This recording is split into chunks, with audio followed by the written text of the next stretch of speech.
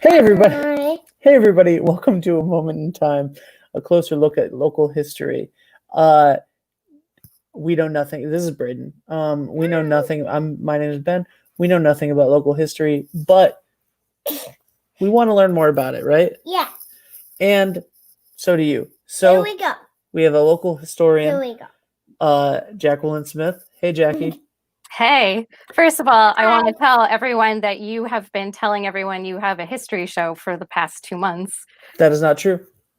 That is not true. I did say it. I did say it. I did say it today. Tell you when to mute? Okay. This is Braden. He's the producer of the show. All right. So Jackie, basically what happened was we asked a bunch of people for questions that they would like answered about history, in local history in particular. The show is brought to you by Poland Spring. And so we got some questions, and you're going to answer questions today that people have asked. Yep. Before that, I would like to just ask you a little bit about your love for history. Can you tell us about your love for history and how you got into this field? Ben, it's a secret. Like, a lady cannot reveal all of her private things. So history in general has always been really comforting to me. Oh, I'm glad you think that's funny. And he muted us. Oh, that's good. I know. He decided he's in charge. Honestly, I'm gonna mute you. So I find it really comforting. It's really interesting to me. I love the hunt for information, and I love hitting a brick wall and overcoming a challenge. So it kind of satisfies me on every aspect of my life. But that's all I think about that. It's really not that interesting. Not as interesting as the people in history are. Absolutely. So we're going to go straight into our first question. Yeah. Let's do it. Mommy had to work late tonight is what's happening here. Yeah. Let's do it though. Let's do it. Let's do it. Okay, so our first question is, Yes. I keep noticing the Westerly Telephone Company mural downtown, but I've never heard of it. I've never heard of any company but AT&T. Can you tell us more about it? What is the deal with the Westerly Telephone Company? So I was also super impressed to find out that there is such thing as a town actually having its own telephone company. So basically what happened was that Providence had a line and Connecticut had a line, but Providence's wouldn't come all the way to Westerly, and they had to go through Connecticut, and they had to get transferred twice to make a call to Rhode Island. And this was super nail-biting awful, which I can imagine. But Dr. John Champlin got super frustrated because he believed people were conspiring, maybe that's not the best word, to intercept his phone calls and send his competitors his clients. So he's like, I have to find a better way. So he did a bunch of research. I don't know how you do research without Google, but I guess it's possible. He probably called the patent company and finally found, and you get back here right now. He found a patent that was basically saying that they could make direct calls, and this would eliminate someone who wanted to, conspire against him. So he goes out to Chicago, and it turns out to be like a cardboard box with 20 pins in it. And after tinkering with it for a while, he was like, "Oh, this is great. I want this." And the guy, Stroger, was like, "Oh, dude, it's not ready yet." And he's like, "Well, make it ready. I want an entire town worth of it." What is happening over here? Dude, it's insane. He's insane. So he goes to Chicago. He gets the patent. This is the World's Fair? No. He just Or the... So he called the patent office to try to find someone who was making a direct line telephone system. So he found it, and it wasn't ready. It was a cardboard box with 20 pins in it. So, but he's like, this is it. This is going to save Westerly. I want this. I'll buy a whole bunch. I want my entire town to be this. And they were like, yeah. So, there's no electricity in it yet. So, so sorry about that. He calls Keith, who's like a very famous, productive electrician in Chicago, and they get it together. And finally fill their very first order, and Westerly was the first town in all of the world that had a direct phone call system. So Dr. Champlin was like very excited about this. He incorporated, he made himself in charge of the company. And after that, we became known as Telephone City. Seriously? Yeah, we were known as Telephone City. We were like the most famous city in the world for telecommunication for a while. Where were you, Ben? Not born yet, unlike you. Jackie is a witch, and she's been alive since the 1600s at least. But I think the best part of that story is that it was just because he believed someone was conspiring against him. You know what? Yeah. And conspire against me. Maybe I'll be successful someday. Absolutely. I am already conspiring against you. It's why I have a 5-year-old co-host. That's me. This is your show, Ben. This is This is my show for sure. So anyway, please go do something else. I love you. So why do we not talk about that anymore? Like, why? How has that's such a charming thing that this city, that this town is known for. Well, so that's why you wanted a history show, because so much gets lost and we keep telling the same stories over and over again. And, you know, we pick out our favorites and then we pass them down, and that's all we have that we can say. Hi, Braden, what you up to? So that's why I like history, you know, all the things that have gotten lost. Absolutely. Just stay right there. You're okay. You're just stay in the background. Usually I digitally babysit him. Yes. So normally. Hey, why don't you text me? Text me, Braden. Here, text Jackie. Okay. Text her. That's fine. Text her a bunch of gifts, okay? Okay. Okay. Thank you. Works. Yeah. So our second question, and by the way, all of these questions came in thanks to the group Westerly RI, the good stuff, Westerly Wire, Westerly Concerned Citizens, all of those groups. So thank you guys very much. People in this town love their history. Was Foster Farm really a farm in the 1860s? So I was looking through all sorts of old books, and this one I thought I was going to have to table until later. Because it was not a famous farm, it probably sent things directly to markets. So you couldn't go and buy things there. So it wasn't even listed in directories. So I was like, well, let me try one more thing. The question also is that this person was looking at pictures from Beach Street, and they were wondering if it was real, and there's a building named Foster Farms. So, I mean, that seems pretty likely that there would be. But I went into the directories, the old ones, and I finally found someone named Anna Foster who lived on Beach Street. And I was like, well, that has a lot of potential. So I went through the census records, and I found her and her husband in 1860, and he was listed as a farm hand, and that is not someone who owns a farm. There's a big difference between a farm hand and a farmer. So I was like, okay. So I looked in 1870, and all of a sudden he has $8,000 worth of property, and he's listed as a farmer. And so 8,000 is like 10 times what a normal dwelling would have been at the time. So I was like, yeah, this was a farm by all accounts. And then I wanted to find you something like really cute, like a love story or something like I like to do with people. But then I was like, well, first let's figure out where he got all this money, because going from a farmhand to a farmer would be really hard. So his name is Ethan Foster. I have no idea. He didn't inherit it because both of their sets of parents died in the 1850s. They lost a whole bunch of children.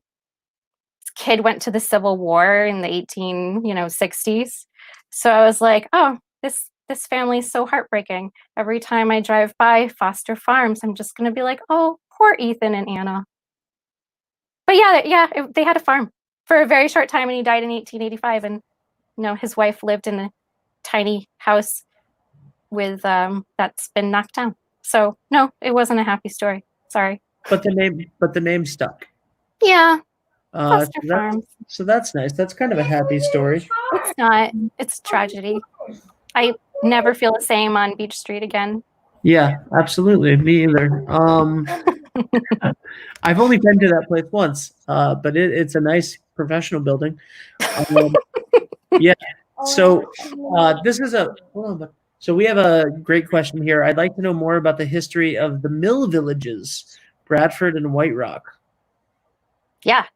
I wasn't able to get as much stuff on Bradford, but as I was on White Rock. White Rock is one of the more famous ones, and was a model for a New England village. It just had all the things that came together at the same time for a really positive experience. And these villages have put so much community pride into the Westerly citizens.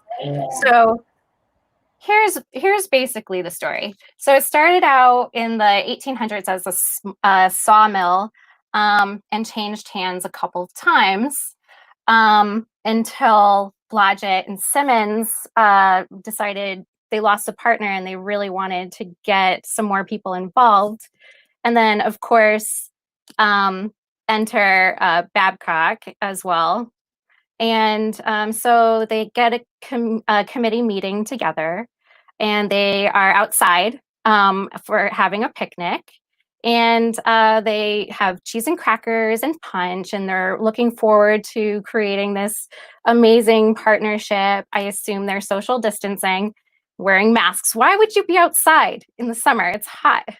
So anyway, they start their meeting and immediately have to halt it because someone, I'm not going to say who, forgot the sugar for the punch. So who was it? Name names. I can't because they didn't name names, but they basically said, like, you all know who it is. You all know. So this is why. I want to clarify for future historians. Anybody who is watching this show right now, please benefit future historians in your journals, in your private journals. Name names. Name names. Okay, if you don't do it, nobody's gonna know in the future, right? Yeah. So like they literally put this in the minutes.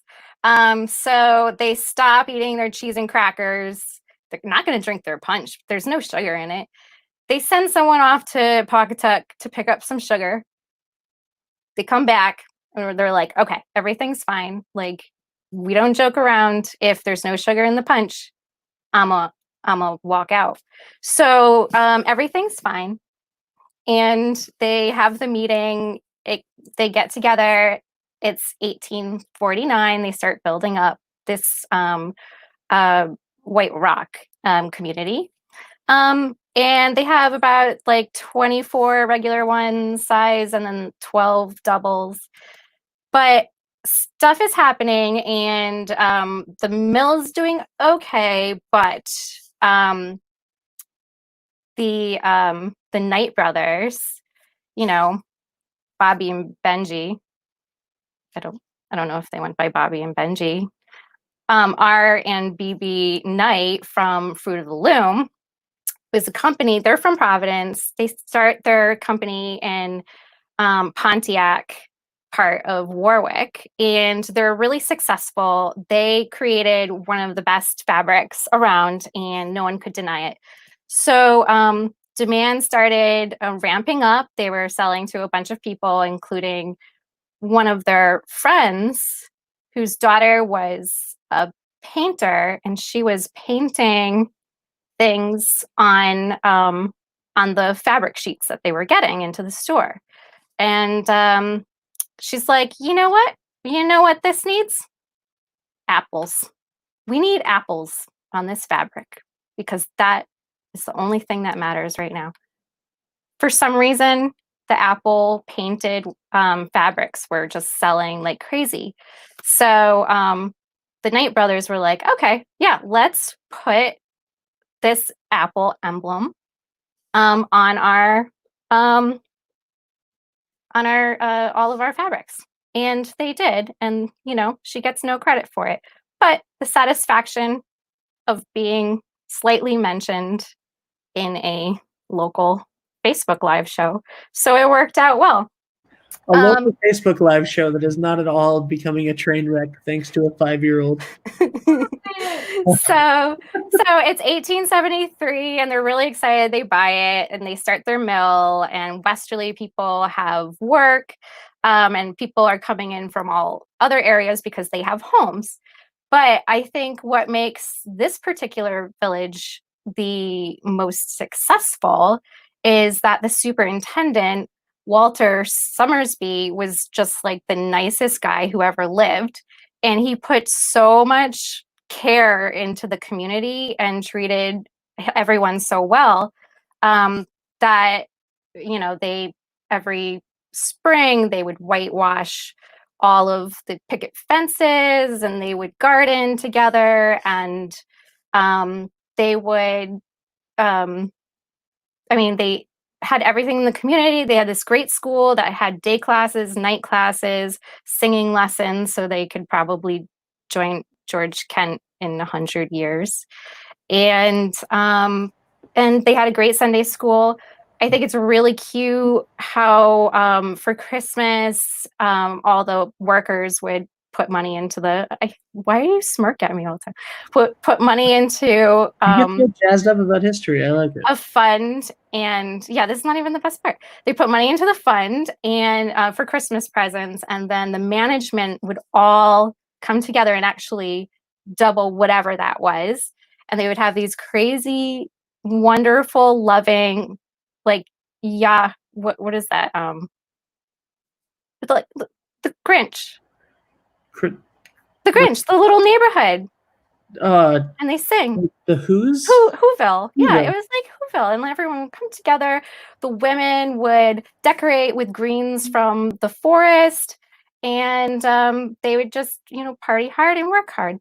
And they were treated very well. And I think this is the kind of community that really adds to the personality of Westerly, because, there's pride in your town, there's pride in your job, and that gets passed down pretty quickly. So, what are you pulling up? I was trying to pull up a photo of Whoville real quick, the Whoville Christmas, and I was going to put not an actual photo at the bottom, but it didn't. Well, I saw that he was trying to pull something up. One time, we were having a meeting, and Ben pulled up his journal on screen share. Thanks, Jackie. So hopefully he doesn't do that again. That was Zoom. That was a little bit. What? Why did you come back in the room? So I'm sorry. Moving on. You gotta stop. I love you so much. I really need you to stop. See, it's not a train wreck. It's going well. Your first history show. I would love to know more about the history of how Wilcox Park came to be. Okay. Who doesn't love Wilcox Park? If it wasn't for Wilcox Park, I would have no friends. Do you love the park? I like the park. You like the park? The first photo that I think you have of you and your friends is at Wilcox Park. Oh yeah, where I went hiking to find stuff. You went on a scavenger hunt. Yeah. I had to take off everything. Okay, great. Everybody loves Wilcox Park. Yep. Usually when I'm babysitting him, he's so focused. So not actually, but when you're on the phone with him, distracting him so that I can do the food for thought stuff for Christ Church or church itself. Why can't that This is my whole life. Okay. So anyway, you have to start this story with Stephen Wilcox because he had money anyway. He's from the Babcock and Wilcox fame, like the trains. And he's, the cool guy who patented the non-combustible tubular steam engine. Sure, you didn't know that. Which made steam travel so much more practical. And of course, that came from Westerly. He's a great story if anyone wants to ask me about him. So anyway, consider this me officially asking you about him for next week. Sorry, you're gonna have to post it in the Facebook comments. I don't just take them from people who throw them at me.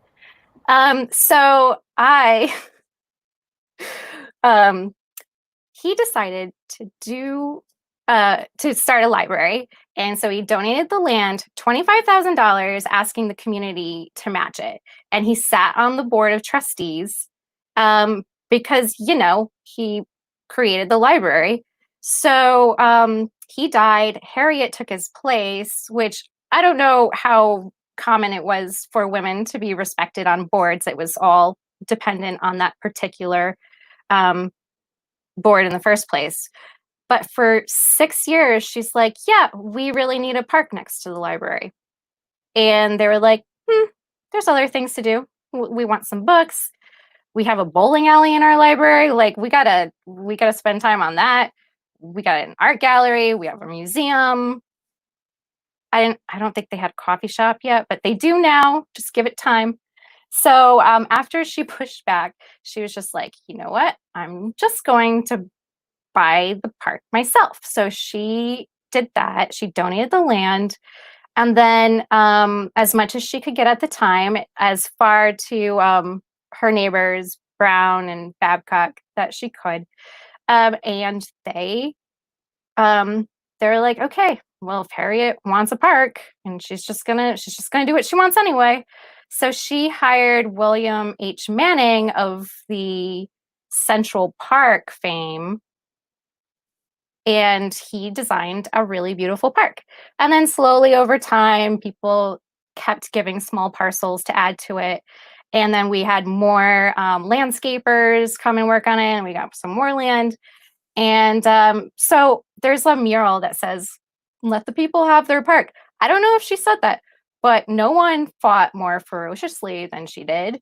And they were like, you know what? We need a duck pond because we like ducks. So what they did was Westerly loves ducks. Real or plastic, Westerly loves ducks. That is true. Pawcatuck too. Yeah. So they were like, how are we going to get all this water here? And the Smith Quarry, which is up behind the Granite Plaza, they just put like a hose in it, and they took it all the way down Granite Street to the park and put the other end in there and used gravity to push that delightful quarry water into the park. And then it started draining. That's a lot of details. There were problems, but they finally got it right. And as you know, it's lovely. He left. Oh my God. Can we start the show over? He's back. Okay. Well, that's amazing. And thank you, Harriet, because, otherwise I'd have no friends. You would exactly not have any friends for sure. You'd have one because I didn't meet you in the park. Two. I have one more question that was asked. Did I prepare for this question? Because I only have 4 here. You've prepared for this question for the last 4 years. Sure. My child is obsessed with Pokemon Go, and I noticed all the stops around town are historic sites. This would be a fun way to get him into history with me. What are some of the cool spots? First of all, look at all of your announcements. Showing my phone, please. Who is she, Ben? Who is she? Shane Belanger. Hi, Shane. Yeah. Have to play because Last summer I did a Pokemon Go walking tour in the park, and it was really fun. It was really hot, so I don't suggest it if you don't like the sun. But it went really well, and I was really surprised at how many people showed up intergenerationally. And not everyone was playing Pokemon Go, but they enjoyed the tour, and the kids were quiet because they were playing Pokemon Go. That's all. Honestly, before nap, he did say, "Can I?" Jackie said that I could play Pokemon Go with her during the show, and I was like, "That's impossible. No." I was like, "That would be such a big distraction," and he was like, "I'll show you a distraction," and here we are. Oh, look. So let's see. Listen, Joe Tasca, you have, I'm sure, a million questions about, Joe Tasca. I do? Honestly, he's that forgettable. Joe Tasca from NPR fame. RIPR, whatever. The point is, Joe, I'm sure that you have some history questions. Please send them in. If people have, I can't believe you made it the whole half hour, buddy. If people have questions, Jackie. Sweating.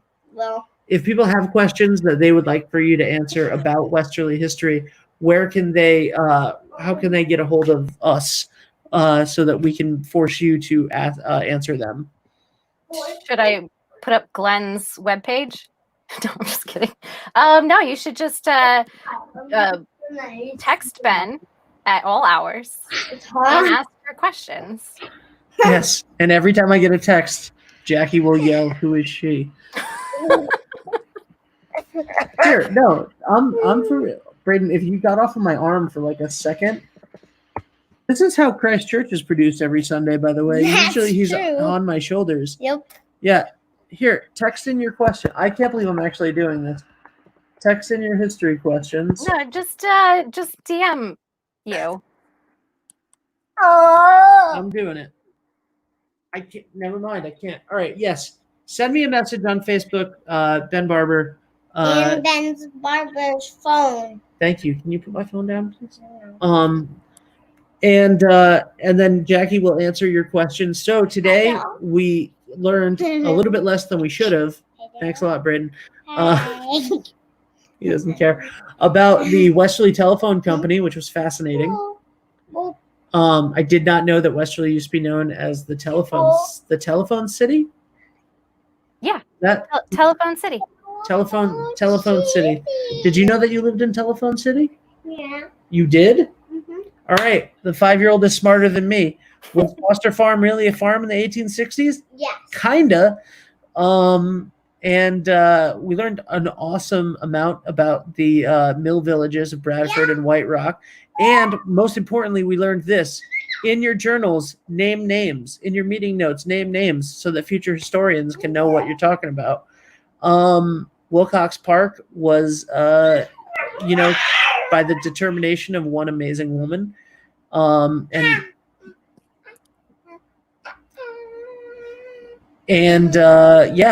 Go is a great way to get into history, local history, by learning more about the historic sites in town.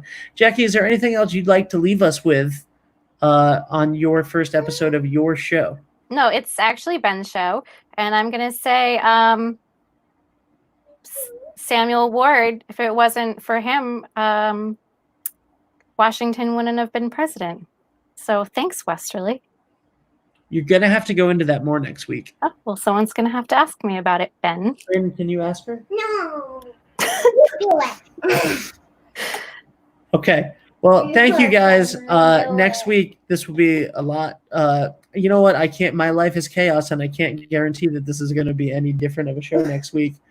But probably not, because I'm gonna be with you again. You know what? Just have him set up with a bunch of gifts, and I'll just under the table. I'll just text him back. It will be fine. It'll be great. I'm so sorry. How was this for you? Oh, it was like normally talking to you. It was like the rest of today. Come here, Captain America. All right, say goodbye to everybody and ask them to follow Westerly Live, I guess. Follow Westerly Live. And ask them on Ben Barber's file. On Ben Barber's file. Do you think this is like Disney Plus? Who am I? I have your password. Who am I on? I'm Winnie the Pooh on Disney Plus. Yes. Who are you? I forgot. I keep switching. Yeah. I don't like the characters that I choose every time. Mm-hmm. All right. Bye. Thank you, Jackie. That's it. Jackie, say goodbye to your adoring public. Oh, bye, Brayden.